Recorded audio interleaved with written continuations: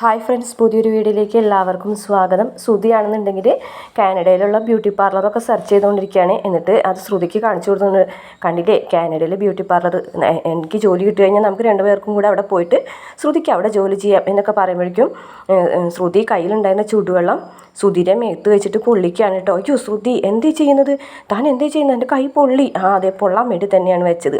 ഈ കാനഡ എന്നുള്ള കാര്യം മിണ്ടി പോകരുതെന്ന് ഞാൻ ശ്രുതിയോട് പറഞ്ഞതല്ലേ. ശ്രുതി 14 ലക്ഷം രൂപ കൊടുത്തിട്ടുണ്ടെങ്കിൽ എനിക്ക് കാനഡയിൽ ജോലി കിട്ടും, ദിവസം ഇങ്ങനെ അടുത്തുകൊണ്ടിരിക്കുകയാണ് എന്ന് പറയാണ് കേട്ടോ. അപ്പോൾ ശ്രുതി പറയാണ്, അതിനെക്കുറിച്ചൊന്നും സംസാരിക്കേണ്ടെന്ന് പറഞ്ഞതല്ലേ. അല്ല അത് പിന്നെ എന്ന് പറയുമ്പോഴേക്കും വീണ്ടും കയ്യിൽ പൊള്ളിക്കുകയാണ് കേട്ടോ ചൂടുവെള്ളം വെച്ചിട്ട്. ശ്രുതി നീ എന്തേ ചെയ്യുന്നത്, അതെ കാനഡ എന്നുള്ള കാര്യം ഇനി ഈ വീട്ടിൽ മിണ്ടിപ്പോകരുത്, മിണ്ടാതെ അവിടെ ചെന്നിരിക്കും ശ്രുതി എന്ന് പറഞ്ഞിട്ട് ദേഷ്യപ്പെടുകയാണ് കേട്ടോ ശ്രുതിയോട്. പിന്നീട് കാണിക്കുന്നത് രവിനെ കൊണ്ടുവരാണ് കേട്ടോ സച്ചി. അപ്പോൾ രവി ചോദിക്കുന്നേടാ, നടന്നു വരുന്ന എന്നെ എന്തിനാണ് നീ കാറിൽ കൊണ്ടുവന്നത്? അധിക ദൂരം നടക്കണ്ട, കാൽവേദന വരും, കാൽവേദന മാറാനല്ലേ സച്ചി നടക്കുന്നത് എന്നൊക്കെ രവി ചോദിക്കുന്നുണ്ട് കേട്ടോ. അങ്ങനെ അകത്തേക്ക് വരാൻ കേട്ടോ. അപ്പോൾ ശ്രുതി ഇങ്ങനെ എഴുന്നേൽക്കുന്നുണ്ട്. അമ്മ ആരോടും മിണ്ടുന്നൊന്നുമില്ല എന്ന് പറയും കേട്ടോ. അപ്പോഴേക്കും ഒരാൾ വന്നിട്ട്, ശ്രീകാന്ത് എന്ന് പറഞ്ഞ ആളുടെ വീടല്ലേ, ശ്രീകാന്തിനൊരു പാർസൽ ഉണ്ട് എന്ന് പറയും കേട്ടോ. അപ്പോൾ മോനെ ശ്രീകാന്തേ നിനക്കൊരു പാർസൽ വന്നിരിക്കുന്നു, വന്ന് വാങ്ങിക്കി എന്ന് പറയും കേട്ടോ. ഇത് കേട്ടിട്ട് ശ്രുതിയും സച്ചിയൊക്കെ ഞെട്ടിരിക്കുകയാണ്. ശ്രീകാന്ത് എന്ന് വിളിക്കുന്നത് കേൾക്കുമ്പോഴേക്കും ചന്ദ്ര ഓടി വരുന്നുണ്ട്. അപ്പം രവിക്കാണെന്നുണ്ടെങ്കിൽ ഓർമ്മയില്ല ശ്രീകാന്ത് അവിടെ ഇല്ല എന്നുള്ളത്. ഇത് കേട്ട് രേവതിയും വരുന്നുണ്ട് കേട്ടോ. അപ്പോൾ രേവതിനെ കാണുമ്പോൾ രവി പറയുന്നുണ്ട്, മോളെ രേവതി നീ ശ്രീകാന്തിനോട് വരാൻ പറയും, ഞാൻ എത്ര സമയമായി അവൻ വിളിച്ചിട്ടിരിക്കുന്നു, അവനെതിരെ ഒരു പാർസൽ വന്നിട്ടുണ്ട്, അത് വന്ന് വാങ്ങിക്കാൻ പറയും എന്ന് പറയും കേട്ടോ. അപ്പോൾ ആരും ഒന്നും മിണ്ടുന്നില്ല കേട്ടോ. നിങ്ങളെന്താ ആരും ഒന്നും മിണ്ടാത്തത്, എന്താ അവൻ വരാത്തതെന്ന് ചോദിക്കട്ടെ. പെട്ടെന്ന് സച്ചി എടുത്ത് വന്നിട്ട് രവിയോട് പറയാണ്, അച്ഛാ ശ്രീകാന്ത് ഇവിടെ ഇല്ലല്ലോ അച്ഛാ എന്ന് പറയട്ടോ. ഓ ശരിയാണല്ലേ, അവൻ വന്നിട്ടില്ല അല്ലേ എന്ന് പറയട്ടോ. അപ്പോൾ അയാൾ വീണ്ടും ചോദിക്കുകയാണ്, പാർസലുകാരൻ, അതെ ഈ പാർസൽ മേടിക്കുന്നില്ലേ എന്ന് പറയട്ടോ. അപ്പോൾ ശ്രീകാന്ത് ഇവിടെ ഇല്ല, ഞാൻ അവൻ്റെ ഏട്ടനാണ്, ഞാൻ ഒപ്പിട്ട് മേടിച്ചാൽ മതിയോ? അത് മതി സാർ എന്ന് പറയട്ടോ. സച്ചി ഒപ്പിട്ടിട്ട് ആ പാർസൽ വാങ്ങാണ് കേട്ടോ. അപ്പോൾ ചന്ദ്ര പറയാണ്, ശ്രീകാന്ത് എന്ന് വിളിച്ചപ്പോൾ ഞാൻ വിചാരിച്ചു ശ്രീകാന്ത് ഇങ്ങോട്ട് വന്നിട്ടുണ്ടാവുമെന്ന്, അവൻ വന്നില്ല അല്ലേ എന്ന് ചോദിക്കുകയാണ്. അങ്ങനെ പാർസൽ കൊണ്ട് രേവതിയെ കൊടുക്കുകയാണ് കേട്ടോ. രേവതി ശ്രീകാന്ത് വരുമ്പോൾ കൊടുത്തോ എന്ന് പറയുമ്പോഴേക്കും ചന്ദ്ര അത് തട്ടിപ്പറിച്ച് വാങ്ങട്ടെ, എൻ്റെ മോൻ്റെ പാർസൽ ഞാൻ കൊടുത്തോളാം എന്ന് പറഞ്ഞിട്ട് അത് വാങ്ങിച്ചു വെക്കും. പിന്നീട് ശ്രുതി പറയാണ്, അതെ എല്ലാവർക്കും വിഷമം തന്നെയാണ് ശ്രീകാന്ത് ഇല്ലാത്തതുകൊണ്ട്, ഞാൻ വിചാരിച്ചു ഇന്നെങ്കിലും ശ്രീകാന്ത് വരുന്നു, ഇനിയിപ്പോൾ ശ്രീകാന്ത് വരില്ലായിരിക്കും അല്ലേ എന്നിങ്ങനെ പറയാണ് കേട്ടോ. അച്ഛനെ കൂടുതൽ വിഷമിപ്പിക്കാൻ വേണ്ടിയിട്ടാണ് ശ്രുതി അങ്ങനെ പറയുന്നത് കേട്ടോ. അപ്പോൾ പറയുന്നുണ്ട്, അതെ ഒരു കാര്യം സച്ചി ചെന്ന് മാപ്പ് പറഞ്ഞാൽ ചിലപ്പോൾ ശ്രീകാന്ത് വരികയായിരിക്കും. അപ്പോൾ സച്ചിക്ക് ദേഷ്യമാണ്. സച്ചി പറഞ്ഞേ അയാൾ വന്നിട്ടേ രേവതിനോട് മാപ്പ് പറയട്ടെ. അപ്പോൾ ചന്ദ്ര പറയുന്നു, ആരോട്, ഇത്ര വലിയ മനുഷ്യൻ ഇവളോട് വന്ന് മാപ്പ് പറയാനാ? അത് അപ്പോൾ നന്നായത് എന്ന് പറയട്ടോ ചന്ദ്ര.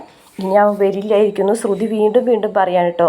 എന്തായാലും സച്ചി ചെയ്തത് വളരെ മോശമായിപ്പോയി, ഇനിയിപ്പോൾ എന്തായാലും ശ്രീകാന്ത് വർഷം ഇങ്ങോട്ട് വരാനൊന്നും പോകുന്നില്ല എന്നൊക്കെ ശ്രുതി പറയുമ്പോൾ രവിക്കാണെന്നുണ്ടെങ്കിൽ ഭയങ്കര സങ്കടമാവാണ് കേട്ടോ. രവി ഇങ്ങനെ കണ്ണൊക്കെ നിറഞ്ഞ് ഒഴുകുന്നുണ്ട്. ചന്ദ്രയാണെന്നുണ്ടെങ്കിൽ കരഞ്ഞുകൊണ്ട് തന്നെ ഇരിക്കുകയാണ് കേട്ടോ ശ്രുതി പറയുന്ന കാര്യങ്ങൾ കേട്ടിട്ട്.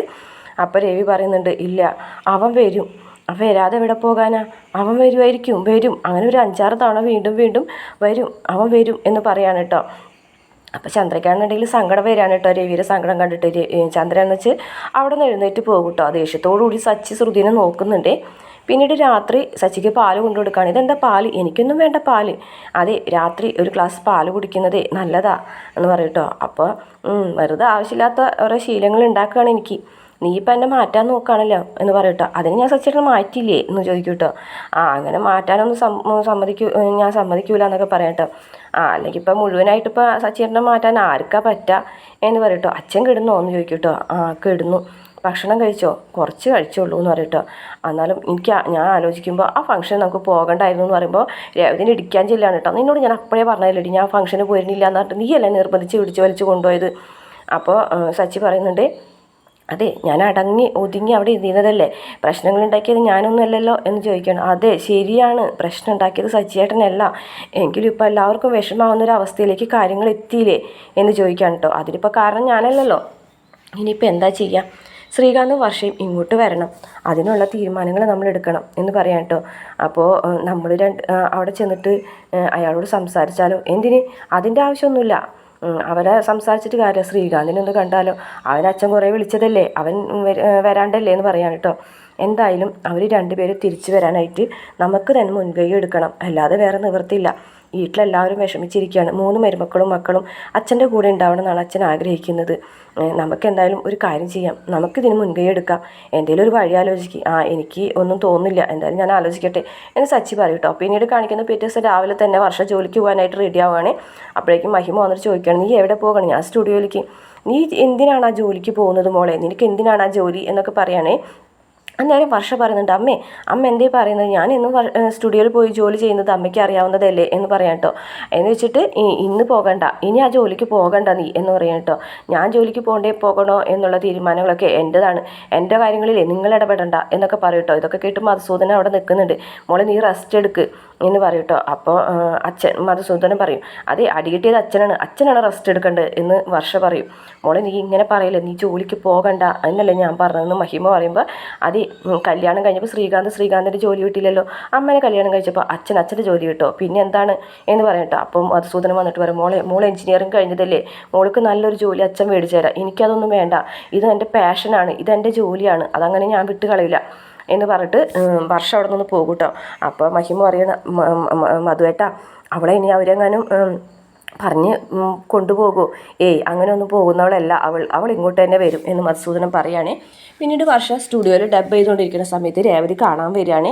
അപ്പോൾ അവിടെയുള്ള ആൾ പറയുന്നുണ്ട് കേട്ടോ, അതെ ഒരാൾ കാണാൻ വന്നിട്ട് ശ്രീകാന്താണോ എന്ന് വിചാരിച്ച് സന്തോഷത്തോടുകൂടി ചോദിക്കുമ്പോൾ, അല്ല അന്നൊരു ദിവസം ഡബ് ചെയ്യിച്ചിട്ടില്ലേ ആ പെൺകുട്ടിയാണെന്ന് പറയട്ടോ. അപ്പോൾ വർഷം ഇറങ്ങി കഴിഞ്ഞിട്ട് ബാഗൊക്കെ എടുത്ത് പുറത്തേക്ക് പോവുകയാണ്. രേവതിനെ കണ്ടിട്ട് മൈൻഡ് ചെയ്യുന്നില്ല. അപ്പോൾ രേവതിയാണെന്നുണ്ടെങ്കിൽ പുറകിൽ കൂടെ ഓടിയിട്ട്, വർഷേ നിൽക്ക് വർഷേ എന്താ വർഷേ വീട്ടിലേക്ക് വരാത്തത്, വർഷേ ശ്രീകാന്ത് എന്താ വീട്ടിലേക്ക് വരാത്തത്, അത് രേവതി ചേച്ചിക്ക് നന്നായിട്ട് അറിയാവുന്നതല്ലേ എന്ന് പറയാം കേട്ടോ. അപ്പോൾ രേവതി ഇങ്ങനെ കരഞ്ഞു തുടങ്ങുമ്പോൾ പെട്ടെന്ന് വർഷയുടെ മനസ്സറിയും കേട്ടോ. അപ്പോൾ വർഷ പറയും, ചേച്ചി എന്തിനിങ്ങനെ കരയുന്നത് എന്ന് പറയാം കേട്ടോ. വർഷയും ശ്രീകാന്തും ഇല്ലാതെ വീട്ടിൽ ആർക്കും സന്തോഷമില്ല, എല്ലാവരും ദുഃഖത്തിൽ തന്നെയാണ്, നിങ്ങൾ രണ്ടുപേരും വീട്ടിലേക്ക് വരണം എന്ന് പറയാം കേട്ടോ. അപ്പോൾ ചേച്ചിയുടെ ഹസ്ബൻഡിന് നല്ല സന്തോഷമായിരിക്കുമല്ലോ, അദ്ദേഹം എന്തിനാണ് സന്തോഷിക്കുന്നത്, നിങ്ങളില്ലാത്തതിന് എന്തിനാണ് അദ്ദേഹം സന്തോഷിക്കുന്നത്, ചേച്ചിയുടെ ഹസ്ബൻഡല്ലേ എല്ലാ കാര്യങ്ങളും ഇങ്ങനെ ആക്കി തീർത്തത് എന്ന് പറയും കേട്ടോ. അപ്പോൾ രേവതി പറയുന്നുണ്ട്, അങ്ങനെ ആദ്യം തുടക്കം ഇട്ടത് സച്ചിയേട്ടനല്ലല്ലോ, പിന്നെ മാല മോഷ്ടിച്ചിട്ട് എന്ന് പറഞ്ഞതല്ലേ പ്രശ്നമായത് എന്ന് വർഷ ചോദിക്കും. അത് അച്ഛനെ പറഞ്ഞ് മനസ്സിലാക്കിയാൽ പോരെ എന്ന് ചോദിക്കാൻ കേട്ടോ. മാല മോഷ്ടിച്ചു എന്ന് പറഞ്ഞത് മാത്രമേ വർഷ കേട്ടിട്ടുള്ളൂ. അതിനു മുമ്പ് വർഷയുടെ അച്ഛൻ എന്തൊക്കെ പറഞ്ഞെന്ന് വർഷയ്ക്കറിയോ? ഞാൻ മോഷ്ടിക്കുന്നവളാണ്, എൻ്റെ കുടുംബം മോഷ്ടിച്ചാണ് ജീവിക്കുന്നത് എന്നൊക്കെ വർഷയുടെ അച്ഛൻ പറഞ്ഞു. അതൊക്കെ കേട്ടിട്ട് വർഷ ആകെ ഞെട്ടിയേക്കാണ് കേട്ടോ. ആ കാര്യങ്ങളൊന്നും വർഷ കേട്ടിട്ടില്ലല്ലോ. വളരെയധികം അപമാനിക്കപ്പെട്ടു. ആ ഫംഗ്ഷന് വരുന്നില്ല എന്നാണ് ചച്ചേട്ടൻ പറഞ്ഞത്. ഞാൻ നിർബന്ധിച്ചിട്ടാണ് അദ്ദേഹത്തെ കൊണ്ടുവന്നത്. ഫംഗ്ഷന് വന്നപ്പോൾ കുറേ ആൾക്കാർ അദ്ദേഹത്തെ പ്രകോപിക്കാനായിട്ട് ശ്രമിച്ചിട്ടുണ്ട്. ഇപ്പം എനിക്ക് തോന്നുന്നു അതൊക്കെ ആരോ മനഃപൂർവ്വം ചെയ്തതാണെന്ന്. ഇതൊക്കെ വർഷയ്ക്ക് പുതിയ അറിവാണ് കേട്ടോ.